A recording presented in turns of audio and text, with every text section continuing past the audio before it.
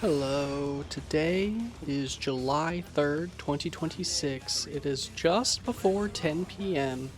The fireworks are going up right now. We've already had a few come off, or a few pop off over here in my neighborhood. And I had a pretty decent day today. I do struggle with a bit of anxiety here and there, and today was kind of a bad day for me in that regard, but I played some pretty wonderful games today, and I had, gaming is always just a good time. It's a good way to, a lot of walking and a lot of gaming is is what I usually do on days like this. That said, the big thing that I did today is I spent a lot of time playing the new Guilty Gear update, and specifically, I've been playing Robo-Ky, and as you can see there, I'm actually doing pretty decently. Or decently for where I'm at, to be frank. I was I think Diamond 1, maybe Diamond 2 Giovanna. The last time that I really spent a long time playing was right when the ranked update came out, right when the ranked mode came out. And as a Giovanna main, I spent a lot of time getting to Diamond, relearning the game, and especially after Wild Assault left, because frankly, Wild Assault is the maybe my least favorite thing to ever come out of Guilty Gear, but Guilty Gear is a very special game to me. It's the first game that I've ever won a local in. It's the first game, it's the first fighting game that I really devoted hundreds of hours to and just really loved. It's a very, I think there's a lot to love in Guilty Gear, and there's a lot of personality, and I think Robo-Ky, in many ways, feels like a very playful version of Guilty Gear. Not that Guilty Gear isn't playful. I think Guilty Gear's playfulness, Strive's playfulness, is a very large reason why it's done so well. I think, you have these characters like Faust, and you have these characters, even a character like Soul, right?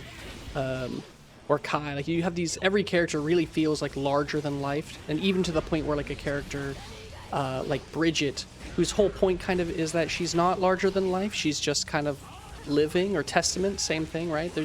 They have very grand, there's poetry in the characters and poetry in how they're made.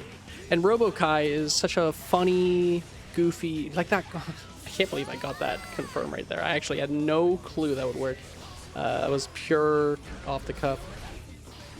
But Robo-Ky feels like just more of that. He's funny, he has a cool set of combos that are actually not too complicated. I am not very good at learning characters. I take a long time and a lot of VODs. I watch a lot of people. I think I lose this round. Yeah, I'm dead. Oh, I win this round. That's crazy. They dropped the combo. Alright, I'll take it. But even this super, right? He's just a ton of fun. But no, I'm not very good at figuring out characters, actually, or systems. I'm a very slow learner when it comes to that kind of thing. So whenever a new character comes out, if they're not really easy, then I usually have a hard time, which is how I know that Robo-Ky is pretty dang easy, because I'm doing decently well. I got placed into Gold 3 with him. And to be clear, I haven't played Guilty Gear since Gem came out, so, and I'm also playing on controller, so there's my excuses, by the way, just, my excuses for all the people who care about how good I actually am. No, I've been really enjoying it, and he's felt like he's clicked a lot more easily than a lot of characters, and I don't know if that's a sign of growth on my end, or a sign of growth on, or at least, or a sign of growth, or just a sign of how kind of simple his game plan is. He's very well rounded. He has good range on his slash. He has a good sweep, a great sweep, it looks like, actually, especially because it seems like that sweep can just go into a guard crush 50-50. I think that's dependent on his electric gauge, but I'm not sure. But the electric gauge is also surprisingly easy to manage, I think. I really wasn't I was worried when I saw that he had a gauge, that I was like, uh-oh, he might be too much for me. Again, I'm really not so good at this kind of thing. But I found the gauge not too hard to manage, because it felt like a lot of his combos, the mat, and everything was just really, simple, and it's really easy to understand. And then his rockets, his 236 slash is very the reward's very obvious whenever you have the electric meter. You know, things like his 214H, or I'm sorry, 236H, the little horse. He has like kind of baked in mix-ups that are not too hard to understand. I just kind of saw one person do it, and I was like, oh, can I do that? And little did I, you know, yeah, I could. It's felt pretty good, I think, to have a character with such personality. Another banger soundtrack, song from Naoki and Daisuke. That felt pretty approachable. I think that Guilty Gear has gotten better at that over time, having these cool characters that have complexity, and they do feel like there's stuff to dig into, but they don't feel quite so overwhelming, except for like an Asuka or something like that, right?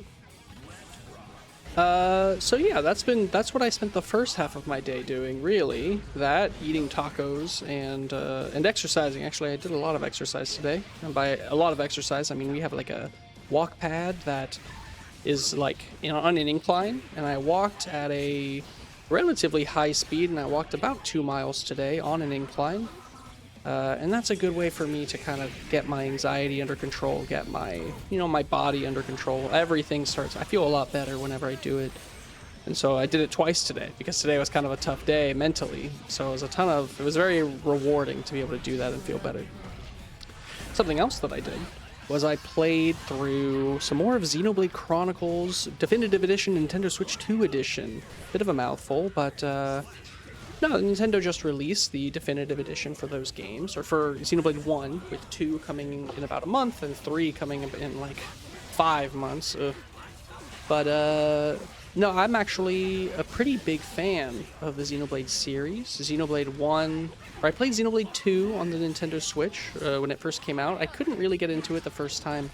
This is all a story for another time. I eventually got into it and had a good time with it. There were some rough parts to that game. There are parts of that game that I don't necessarily like, but I overall had a really good time with it. And it was one of the first JRPGs that I really started in the post game to be like, oh wait, I can go do these crazy super bosses, and here's how you can kind of exploit these mechanics, or not even exploit, but like here's how you can build these units. One of the first JRPGs that I was really able to mechanically kind of sink my teeth into, other than like Pokemon, like a more classic or traditional JRPG.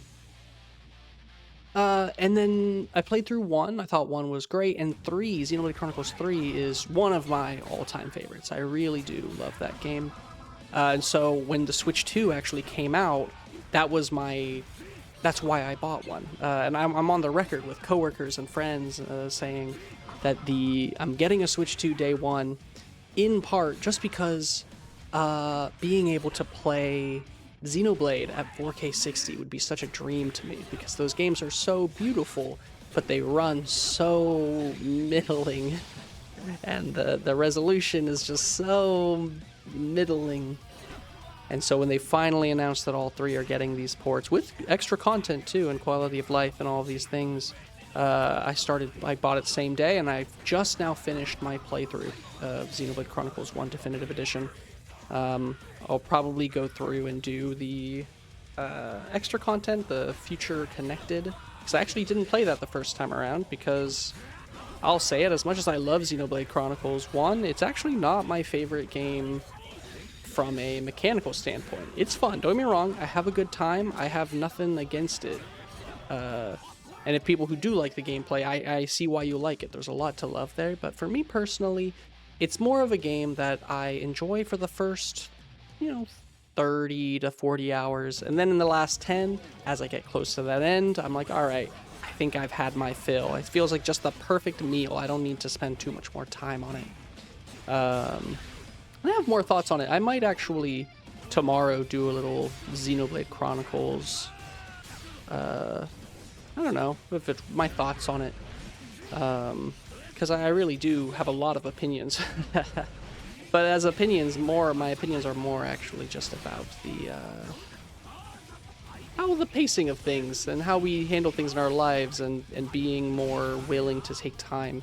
Xenoblade's a very long game, a very tedious game in many ways, and I think that the time we spend doing the kind of it's the little things, right? The time you spend doing the boring things, I think, is a big part of what makes life interesting and adds flavor to the world around us. And that, I think, Xenoblade personifies very well.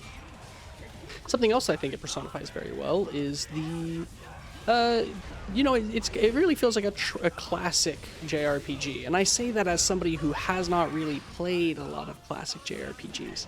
It's a kind of funny. I don't really know what... Wow, what a crazy 236S that was. I don't know why I got on that horse. But, you know, there's a lot of JRPGs, and I've played many more since then, but I haven't played a lot of the classic ones.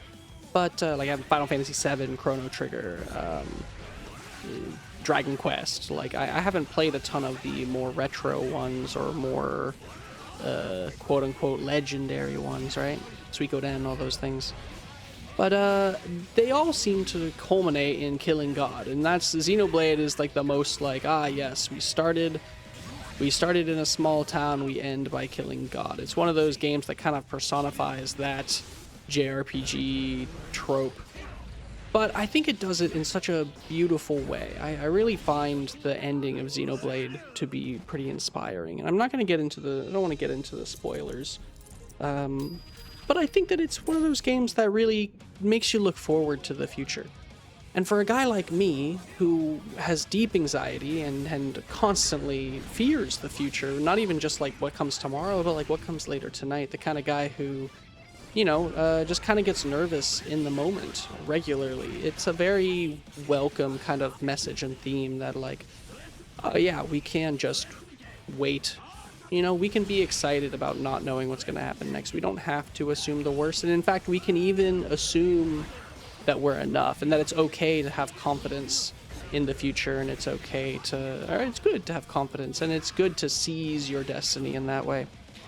It's a bit corny, but I really do think that it's, in, you know, anything that happens with that soundtrack playing sounds good, because that soundtrack's just beautiful. Yoko Shimomura did it again. But that's really just about all I did today. I didn't do too much. And I'm sure I'll feel pretty good tomorrow. It felt nice to finish Xenoblade, and it felt nice to play Robo-Ky, and my only regret is that I don't have the Avatar game. And I could not play the beta, but I just don't see a reason to spend $30 on a game that I'm realistically going to play for like 3 days, and then Marvel Tokon will come out, and I will play Marvel Tokon, because frankly that game seems more up my alley. Not a huge fan of Avatar the show. I think it's good. That's like my hottest take, is that I think Avatar The Last Airbender is good. I don't think it's great. Or at least I should say I do think it's great, but it did not resonate with me very strongly. So I don't have any strong feelings about Avatar The Last Airbender. And with that in mind, I don't really love the animation. I don't love the art style of the new Avatar fighting game. But it does look rad as hell. I will say the gameplay seems really interesting. But, you know, when you feast as hard as I do with Guilty Gear 2XKO, and soon Marvel Tokon, and even Street Fighter, right? It's difficult to make room for $30 of just a, you know, a small, what will be a small part of the buffet later. Anyway, that's today's check-in. If you tuned in, thank you. If you didn't, then that's fine. Once again, these are more for me than for anyone else, but I really am a big fan of Kai, and I'm really a big fan, or Robo-Ky, and I'm a big fan of Xenoblade Chronicles, and I'm a big fan of Guilty Gear, and I'm a big fan of all sorts of things. And that was my day. I'll see you later.